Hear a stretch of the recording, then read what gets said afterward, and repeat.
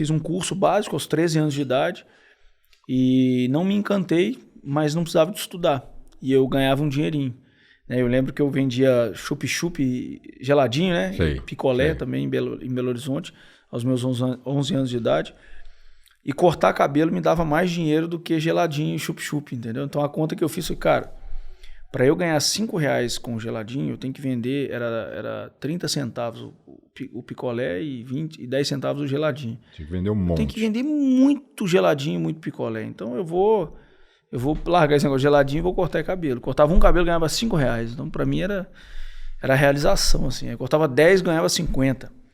Daí eu fui fazendo isso, fui fazendo essas continhas, essas continhas. E você cortava cabelo de adultos? Sim, só de adultos. A galera nem aí, vou adultos, cortar com criança. esse...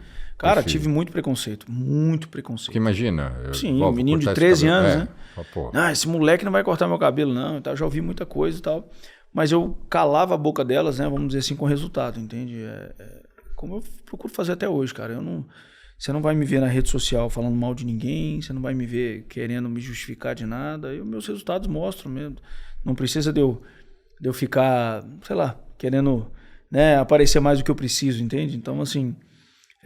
e me encantei, cara. Depois de um tempo eu me encantei pelo negócio, comecei a fazer cursos, voltei para a escola, né? Fiz um supletivo na época para finalizar tudo. Mas fez por iniciativa própria? Seu pai que pressionou? Cara, meu pai e minha mãe nunca me pressionaram a nada. Meus pais sempre foram assim, meu filho, você sabe o que é certo e errado, já te ensinei tudo que você precisa aprender, né? E sempre me deu livre-arbítrio, né? De escolha, né? E eu sempre fui um cara muito comportado também, graças a Deus. E eu falei, cara, acho que eu vou voltar a estudar, porque isso tudo é bom, né, e tal. Mas não terminei tudo 100% também, não. Né, e fiz um supletivo, acho que eu parei no primeiro grau, se não me engano, primeiro ano, segundo grau.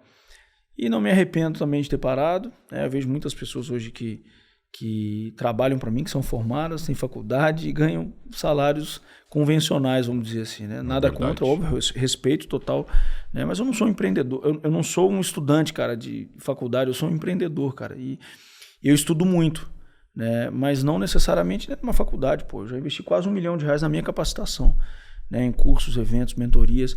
Por exemplo, sou barbeiro, então dentro da minha área eu fiz 6 academias internacionais.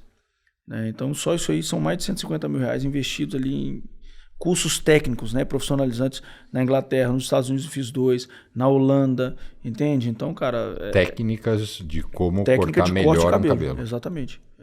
Mas vamos, seguindo aí nessa linha do tempo, enfim, você começou a cortar cabelo bem novo, mas você era um barbeiro... mais um na fila do pão, né? Certo? Você já não nasceu estrela. Não mesmo. E aí, quando que as coisas começaram quando você se destacou, as coisas começaram a mudar? Em 2005, eu mudo de região. Eu fiquei 6 anos dentro de um salão, sócio de um amigo. Em 2005, eu tive a oportunidade de ir para um outro salão, que era do meu irmão, e ele veio para os Estados Unidos morar aqui na época e tal. E ele me arrendou esse salão. E ali, nesse salão, eu fiquei por 8 anos.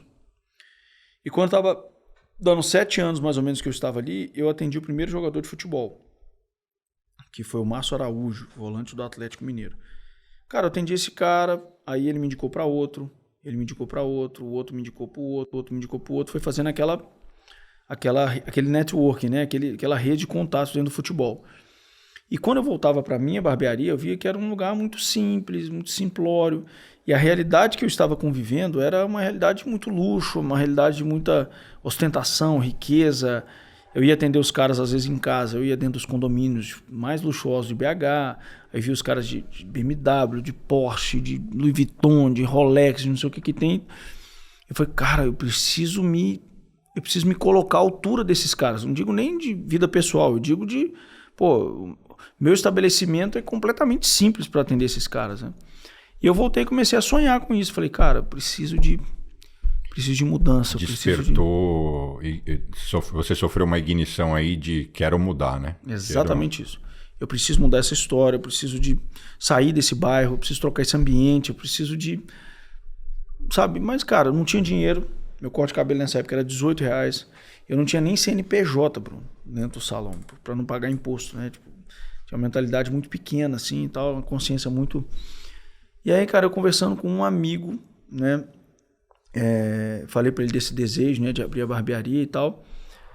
E ele era muito rico, esse cara, sabe? Ele, policial rodoviário federal, tinha plantação de eucalipto em Cuiabá, tinha uma escola de inglês e tal. Muito bem sucedido, muito rico, não muito bem sucedido.